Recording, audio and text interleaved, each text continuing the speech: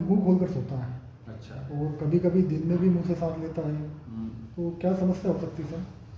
बच्चा देखिए, अगर बच्चा मुंह से सांस ले रहा है तो इसका मतलब ये है कि नाक में कुछ ना कुछ अड़चन है। जी तो वो नाक की हड्डी में तिरछापन हो सकता है, या नाक के जो एडिनोइड्स होते हैं, टिश्यू जो सर्दी जुकाम खांसी के कारण बढ़ जाते हैं, जी उनकी साइज बढ़ सकती है।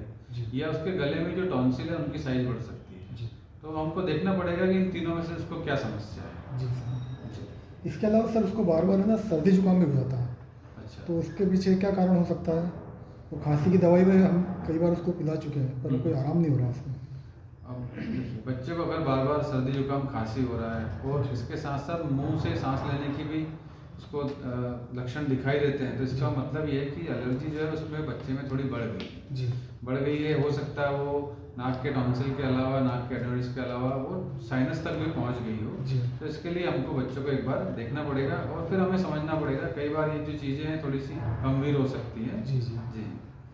और सर इसमें कोई घबराने की बात तो नहीं है सर? कोई बड़ी बीमारी तो नहीं है सर?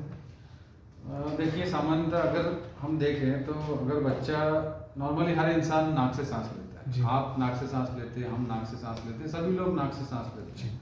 परंतु अगर बच्चा मुंह से सांस ले रहा जी है तो वो प्रॉपर अमाउंट में सांस नहीं ले पाता है। जब जी। सांस अच्छे से नहीं ले पाएगा तो उसके अंदर ऑक्सीजन की कमी जी। रहेगी। ऑक्सीजन की कमी रहेगी तो उसके शरीर का डेवलपमेंट जो है, वो शरीर का विकास अच्छे तरीके से नहीं हो पाता है। जी जी सर। उसका वजन अच्छे से नहीं बढ़ता है, जी। उसका हाइट अच्छे से नहीं बढ़ता जी है। सर। तो अगर ये लगातार लक्षण दिखाई दे रहे हैं जी। और कई सालों तक हैं, जी। तो इससे बच्चे के जो उसका विकास है वो उसमें अवरुद्ध हो सकता है, विकास उसका कम हो सकता है। जी तो सर। गंभीर तो हो सकती है ये समस्या। अच्छा सर, वैसे सर क्या इलाज है फिर इसका? आगे हम क्या कर सकते हैं?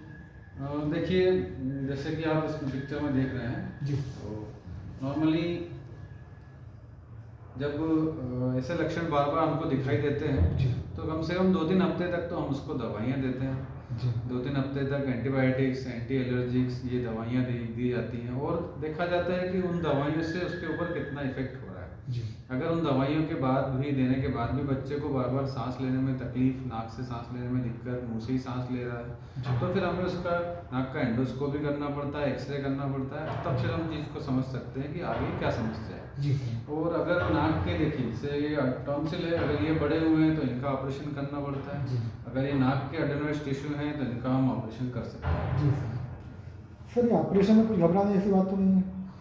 ऑपरेशन आज के समय पर तो हमारे पास सारे यंत्र हैं, बहुत अच्छे तरीके से हम ऑपरेशन कर सकते हैं। हमारे पास डिब्राइडर है, कॉबलेटर है, मशीनरी टूल्स बहुत अच्छे हो गए हैं आज के समय पर। तो ऐसी कोई घबराने की बात नहीं है। पुराने समय में जब ऑपरेशन होता था तो उसमें ब्लीडिंग के चांसेस ज़्यादा होते थे। आज जी। ऐसी कोई तकलीफ नहीं है, जी। ब्लीडिंग इतनी नहीं होती है, और अगर होती भी है तो उसको उसी समय पर कंट्रोल किया जाता है। जी तो आप ऑपरेशन से मत घबराइए, जी। निश्चिंत रहिए कि ऐसी कोई इतनी गंभीर समस्या नहीं होती। परंतु अगर ये लक्षण बच्चे में बार बार लंबे समय तक रह रहे हैं तो फिर वो बच्चे का विकास अवरुद्ध हो सकता है। तो तुरंत उसे आप दिखाइए जी। और आप लेके आइए बच्चे को, एक बार अपन उसके एंडोस्कोपी कर लेते हैं, देख लेते हैं कैसा रहता है। जी। ठीक है। Thank you sir.